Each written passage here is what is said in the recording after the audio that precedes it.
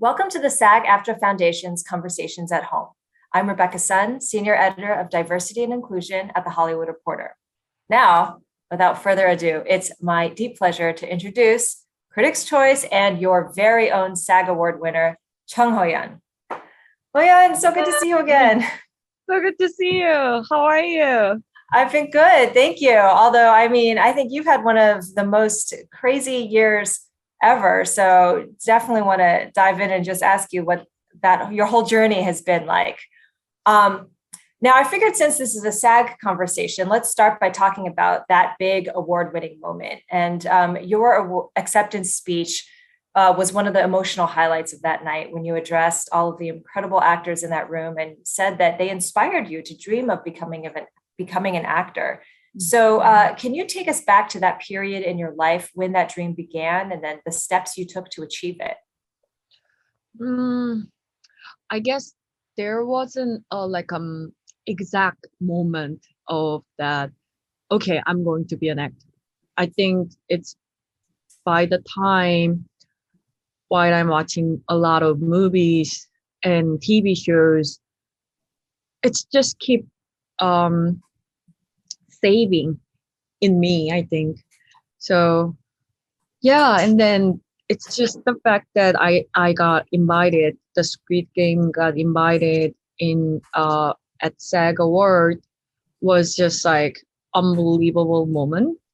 And you know, there were a lot of actors and actresses in the same room that I never ever dreamed about that I have a chance to meet them, you know.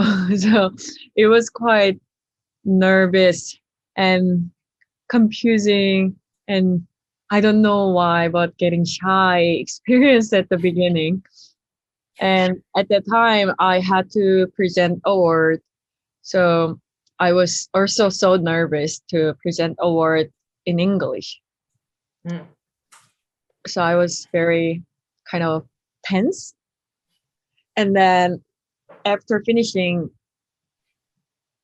the presenting, I went back to my seat and starting to drinking straight 2 glass of champagne. So JJ Lee and Director Hwang was trying to calm me down. But I goes like, no, I just done my job. I'm gonna drink whole day and then I'm gonna just enjoy it. And then for me, it was just like, I feel like I'm watching TV, because all the people that I watched from screen and TV, they come up stage and then they are speaking. So I was like, wow. And when I heard my name, it was just like, I couldn't get it. Like, I couldn't get it what's happening right now.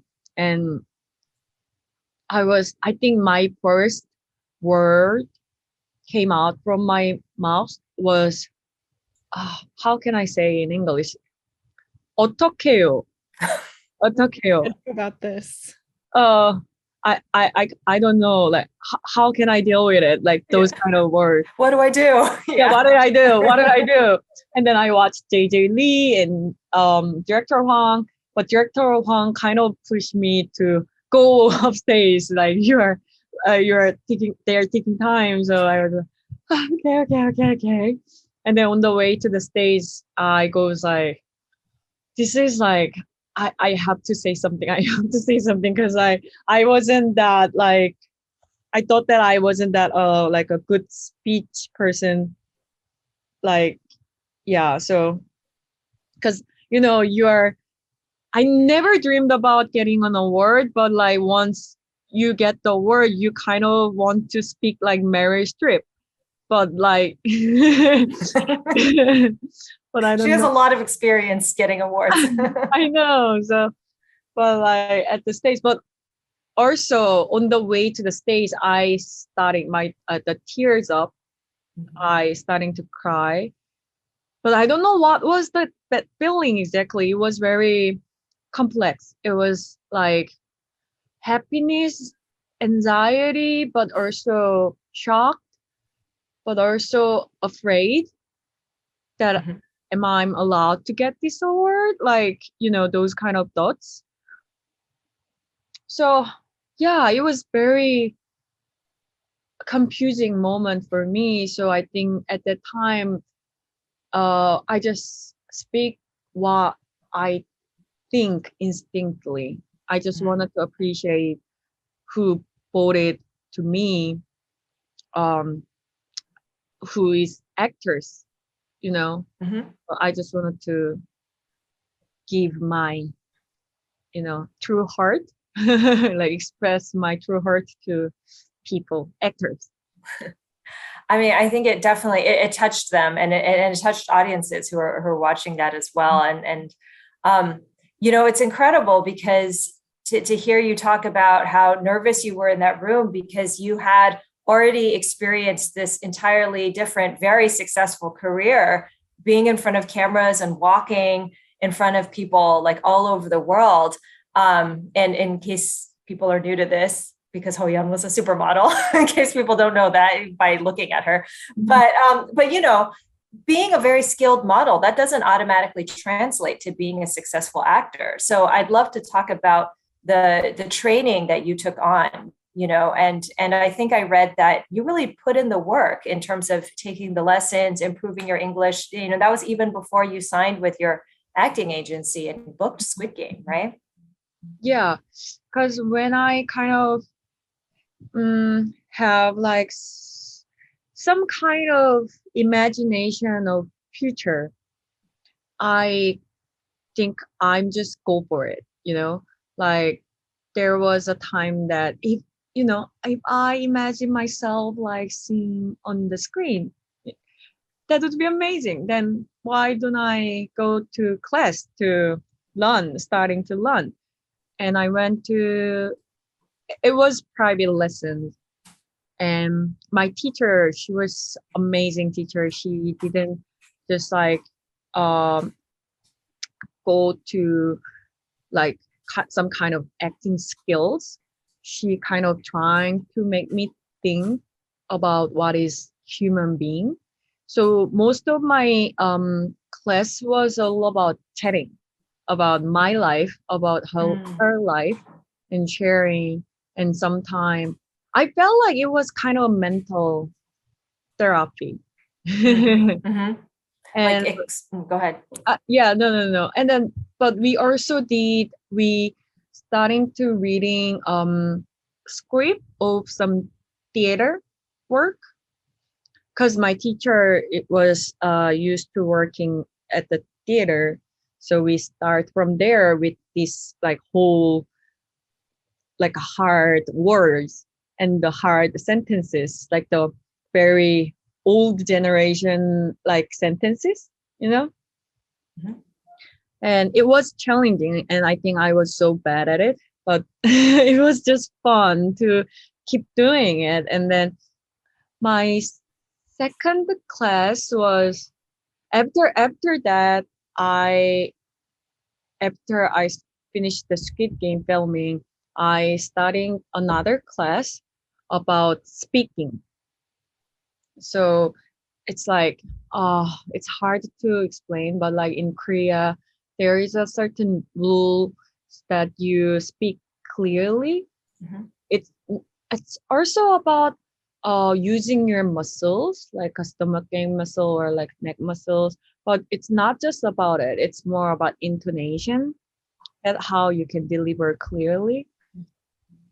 So yeah, I starting to learn skills after Squid Game, because that at the time that was my kind of weakness to improve. You've said that. I remember in a previous interview you said that you felt like your voice was your weakness as part of the character. And I want to, like, I have a question about that, but that I'll get to. But let's talk about that, audition and casting process, because Squid Game was your first acting audition ever. Mhm. And I think it was even the first profession, like the script that you received, Mhm. for an audition, right? To read. And so they gave you 3 scenes, right? You didn't have the whole script. So based on those 3 scenes that they gave you to read, how did you feel about your ability to play this character of Taebyuk? And also, how did you manage to prepare for your video audition while also working New York Fashion Week at the same time? Like you were already working, like you're multitasking, you know? I think I didn't prepare like New York Fashion Week because I already knew many designers, and my process of casting was more like fit to confirm, we call. So if they want me to do the fitting, they call me. If it's fit, they confirm me for the show. But so there's nothing that I have to prepare like day by day. But like when I got the script, like a size of Squid Game, it was just like total shocking moment because like it was just so limited, but like you have to like make related, and then also kind of trying to create this character. Yeah, but I don't know how I did that, really. But I just put a lot of time. I spent a lot of time just thinking about her and then writing a lot of things, why she did that, or like what is her history. Just like writing process was helping me a lot. And then I think I still believe if you spend a lot of time, more time you spend, more you can get closer to your character, I think. So yeah, you mentioned that, I think you've talked about the journal that you created, right? So you wrote a journal for Taebyuk, and I mean, we get glimpses of her background in the script, right? What we see, and I think that was one of the auditions, one of the scenes you auditioned for. You auditioned with the scene where she's talking to her brother, right? And so you learn that she has a younger brother. That's her soft side. And I think it was the scene with the bad guy who was kind of taking advantage of your family. Right. The gangster. Yeah, the broker. Yeah. And you had to show your menacing side there. That was sort of like, that's when you see that Taebyuk is like very dangerous and not a pushover. And then I think a scene towards the end, maybe with Gi-hoon, I forget what scene that was. Yeah. What kind of other background did you sort of bring to the character that wasn't necessarily in the script while you were journaling? Like what kind of life had you imagined Taebyuk had? What was her personality like before her family went through all that trauma? Yeah, like after I heard the news that I got casted, they sent me like whole script, and then I read it through, and then I kind of trying to wrote down her journey, her life experience while she was in North Korea. That like it was on the script also that like when she saw like dead bodies burned in North Korea, and also like when her family escaped from North Korea, her father died and her mother got caught by Chinese police. So those kind of like the a moment of like on the script, I kind of extended like how was it like, what sounds was it like, how was feel like, how she like, how was the emotion that she has when she watched her father got shot and could like, and her mother got caught, and like just making up the lines of my mom's last word and my dad's last word, and why we escaped North Korea, and how she has this like a strong like a belief or like a purpose of living and with her brother, and why she has this much responsibility of her family, those kind of things. And I kind of wrote it down and make connection of it. So yeah, it was kind of fun, but don't know if it's right or wrong. Sometimes it's wrong, but like when I went to the set, if I do the things and I ask Director Hwang always kind of correct my thoughts. Mhm. So yeah, it was just like so so not so smooth, but on the communication with Director Hwang was kind of perfect, I think. That's awesome. And I feel like the best characters really come out of that collaboration between the actor and the writer director, you know, and that you guys really create this real human together. Speaking of working with Director Huang, you know, one of the things, now this is the question I had, you know, when you're talking about your voice and how you felt insecure about, you know, speaking, is that like for Sebyok to be your first acting character, this is an incredibly difficult character for her, you know, to play in terms of dialogue, because, you know, and this is very subtle because the worldwide audiences who don't speak Korean don't even realize this, is that, you know, you had to learn a very specific North Korean dialect to play the character. But then Sebyok is trying to hide her accent from other characters. And so can you talk about how did you figure out like how much of her accent would leak through in what situations? And was that something, you know, I don't know if that was spelled out in the script, like now she's speaking in her native accent, or is that something you figured out yourself or with Director Huang? It was came from the conversation with Director Hwang when it's the early of preparation. So after I got casted, I had some like dialogue lessons to get that accent. And then after that, I had a meeting with director, and then we were talking about when she's going to use the accent, because since she wants to hide like that the fact that she's came from North Korea, because we thought that there could be time that when she recognized by people as a North Korean, she had kind of like a hard times, and she doesn't want to have the same experience. So yeah, and then we think that maybe with the family she's going to use it, and also when she got so mad, it's just coming out. You know, I think accent is like you can kind of not hide it, like, you know, change it, but but you cannot ever never like just get away from it, I think.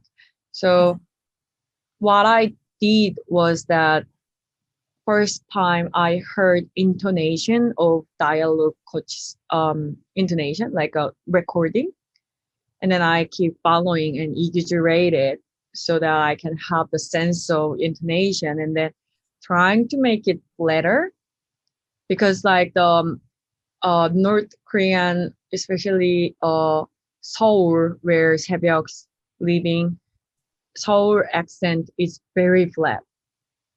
So yeah, like making exaggerated and then come down. So make a balance. Does that make sense? Yes, I mean, it does. I mean, I think for people who like, even if people who don't understand Korean, they know what that's like when like America has like English has a variety of accents. And, you know, there's always a joke when people get drunk, their real accent comes out. Oh, you yeah, know, yeah. they can't control Right. it. Or if you're mad or very scared, Right. like Sebyok gets. But it's just remarkable. I just find that technical the aspect of the acting was amazing. You know, you've spoken so warmly about how your castmates helped you and encouraged you because you felt like the rookie, you know, on the set. Is there like one piece of advice that one of them gave you that you feel like you'll really treasure and carry with you? Oh, because we speak a lot, we shared a lot. So I think there is not only just one thing that I keep hold it, but maybe it came from Director Hong at the very early production when I have like my anxiety levels got so high. I asked him to have a dinner. So and then talking about my acting like concerns to him and questioning why you cast me, something like that. But he goes like, I cast you because you are already 새벽. Mhm. So I have no doubt. And that just gives me that encouraged me a lot. It's just like without no reason, but I don't know exactly why. But after that, I was like, okay, let's just have the fact that I'm not good at acting. Just like accept that. And let's make many mistakes because like director Wang and then cast crew, I'm sorry, but like they are always waiting and for me and like trying to help me. They're just there. So and then I always gonna be better and then I will always prepare like my best. And yeah, and then just like hearing a lot from what they're trying to give me, the energy and everything. So yeah, I don't know, have just one lesson in this Squid Game journey because I've been learning so many things in very short amount of time. But Yeah, it's like you had sort of a grad school level training, just by Right. doing this show. But I mean, it's incredible marriage of, I think, clearly very hard work and natural gift and like openness. I mean, everything about how you describe the process is that you are just so open to learning. There's two questions I always like to ask actors about their projects. Which scene in Squid Game was the most challenging for you, and which scene are you proudest of? And sometimes those are the same thing. Oh, I was going to say that. Like, I think it's the same scene that most challenging and most proud of.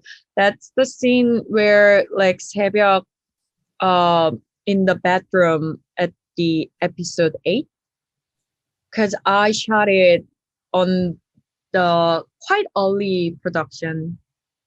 And it's like, but most of our scenes were shooting in orders, like especially when it's the game, they director and the crew make us to filming in order. But the bathroom scene, because of the set schedule, we had to shot kind of early of the production. And then but I thought that, but the face of her or her like a 현재 상태, Her current state. yeah, current state could be no, like will be different from the first episode till 8 episode, and her emotions like more could be complex, and like she could have a lot of like thoughts going on and like feelings going on, but she got 칼에 찔렸고, like 유리에 찔렸고. She got stabbed by the glass. The glass, yeah, the glass on the bridge, right? Yeah.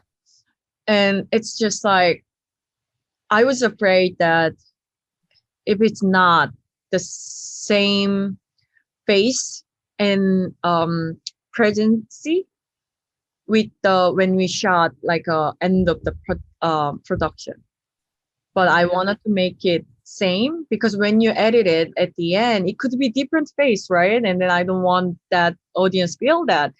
So I kind of trying to like have that emotion before the shooting, before going on the set. So what I did was just like reading through, hold the like a script over and over again, and then do kind of little acting moment, like speaking with my lines, like after it, what was feel like after I did a marble game with Ji-young, and after like also after tug war for the first time we kill people by our hands, and how was feel like, and then speaking and then just feel it, acting in my room by myself. And then I went to the set, and that like nervous wasn't solved until right before we starting to filming. the scene. But I think that helped. That anxiety helped. So I kind of right away starting to cry, like while I'm walking into the set, and then it never stopped. I think I cried over like 2 hours. Wow. Yeah. So, but I try to hold that emotion until the end so that it can continue. And I want it to be authentic. I don't want it to be kind of exaggerated that hurt or exaggerate her emotion. So, but like at the end, I goes like, oh yeah, maybe it worked. So and then director Huang gave me thumbs up. So Jung. yeah. That's incredible. I mean, because what you're talking about is emotional continuity, and you were trying to keep that continuity, that linkage. And I think that's such a high level awareness of performance. I love that you pointed out that scene, because sometimes I think that's not something that everybody would think of, because it is kind of subtle. She's just right. That's alone. That's like one of the last times she's alone. Right. Just kind of like everything of the insanity of what she's just experienced is crashing down. Right. That's crazy. Well, looking to the future, you've already booked 2 projects. You're going to be in Alfonso Cuarón's Apple TV series Disclaimer. That's incredible, because, now again, I'm thinking about when you were saying, all of those times when you're on the road and watching these films and TV shows and getting so inspired by them. And now you're going to be directed by those artists. Don't be intimidated. You're a peer now. You're a peer. And the A24 movie, The Governesses, which is going to be one of your starring roles, opposite another breakout star from this past award season, Renata Reinsve. Oh yeah, from Worst Person in the World, and Lily Rose Depp. So exciting. Now that I assume that you're going to have like a lot of scripts being sent to you, specifically, what attracts you to a project, or what kinds of projects would you like to maybe tackle in the future? Oh, I still kind of figuring out what kind of script that I feel like, because I think I don't know what script is like attract me, but I do have instincts of people. So when I meet the director, like having a meeting with people, I think there are people that I kind of think that, I would like to work with him. But I think it's also based on their like a past movie or so, it could be. And also it could be their like a taste of movie, if it's like similar with me. Spending more time with someone is helping me to kind of making decision, I think. But I don't have like a proper like a strategy of what to choose or like what to decide. It's same word, but yeah. Yeah. I mean, it feels like staying open has really served you well, right? In your life, in your career approach. Right. And then it's just, I think I'm a beginner, right? I'm just starting this, like, I'm just got into this industry and I want to just like learn and experience a lot because I'm ambitious. Yeah. And yeah, I just wanted to keep trying and meeting people, and it's just, and then it meant to be happen. I believe that it's something, there are things that it meant to be happen. So I always just, what I do is always just trying to do my best, prepare every like audition that I have or the script or meetings that I have, try my best to do my job, and then just let the things happen. Yeah. I mean, I can't wait to see what things happen in your life in the future. I came up with a very silly final question that I think somehow brings your whole career full circle. Although Squid Game is, again, amazingly your debut as an actor, your first time on screen was actually a different TV show called Korea's Next Top Model, which I have watched. Yeah. I watched, and I love that show. And it's better than the American version. Oh yeah. Yeah. Which is the more cutthroat competition? Being a top model or participating in Squid Games? Oh, wow. Ah, oh, that's difficult question. I think maybe maybe being a top model is more challenging, I think. Maybe not. I don't know. Yeah, but like if just like a participation in Squid Game, I think being a top model could be more challenging and could be hard thing. But if you say winning Squid Game, it's the most challenging thing in the world.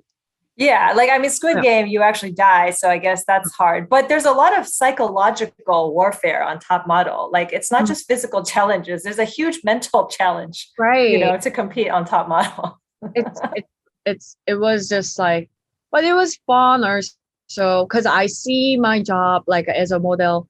I think also another way to express things, through like a still cut or like the photos, pictures. And I think it's also see the like a photography as an art. Mhm. So yeah, I always love taking a photo better than walking runway. Walking runway is so hard, wearing like uncomfortable heel, and like It does seem to be so much creative expression with photo. Like with photography, you can do a range of expression that seems more similar to acting than like runway, which is most runways, most shows are going to be a very like Still, static type of, yeah. So that's so interesting. But HoYeon, always just such a pleasure to speak with you. Thank you. And on behalf of the SAG-AFTRA Foundation, thank you so much for sharing your journey and your process and your gift with your fellow performers. Thank you so much. Thank you so much for having me. And hope to see you soon in person. I can't wait.